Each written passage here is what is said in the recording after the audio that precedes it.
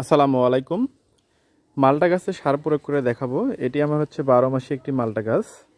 দেখুন মালটা সাইজগুলো ঠিক এখন এইরকম। এর পূর্বে যেগুলো বড় ছিল সেগুলো সংগ্রহ করা হয়েছে, এগুলো এখন ছোট। এগুলো আরও 1 থেকে 1.5 মাস পর হয়তো বা সংগ্রহ করা যাবে। আরও কিছু আপনাদের দেখাই, দেখুন এখানেও কিছু আছে।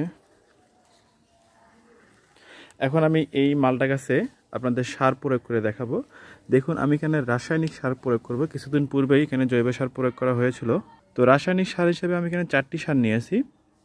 একটি হচ্ছে টিএসপি, ট্রিপল সুপার ফসফেট, একটি হচ্ছে এমওপি, মিউরেট অফ পটাশ, একটি হচ্ছে ইউরিয়া, এটা আপনারা সবাই ভালো করেই চেনেন, আর একটি হচ্ছে জিপসাম বা ক্যালসিয়াম প্লাস সালফার। এই দুটোর মিশ্রণ থাকে মূলত। এখন এই 4টি সার আমি এখানে একত্রে মিক্স করে নিয়েছি। এখন এই এরকম একটি বড় বালতির জন্য এরকম চামচ দিয়ে 2 চামচ পরিমাণ আমি এখানে প্রয়োগ করব।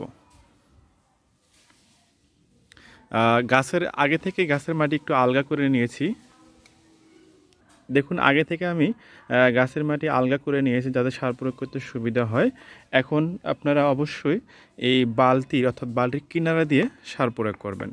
কখনোই গাছের গোড়ার দিকে সার দেওয়ার চেষ্টা করবেন না। কখনই আপনারা গাছের গোড়ার দিকে সার দিবেন না। সবসময় বালতির কিনারা অথবা টবের কিনারা দিয়ে সার প্রয়োগ করবেন। গাছ বেশি বড় হলে বা হাফ ড্রাম হলে আপনারা 4 চামচ পর্যন্ত প্রয়োগ করতে পারেন, অর্থাৎ সেক্ষেত্রে 20 থেকে 30 গ্রাম পরিমাণে সার হবে। এবার সার প্রয়োগ করা হয়ে গেলে অবশ্যই আপনাকে এই মাটি দিয়ে আবার এই সারগুলোকে ঢেকে দিতে হবে। দেখুন ঠিক এইভাবেই আপনারা সার প্রয়োগ করবেন।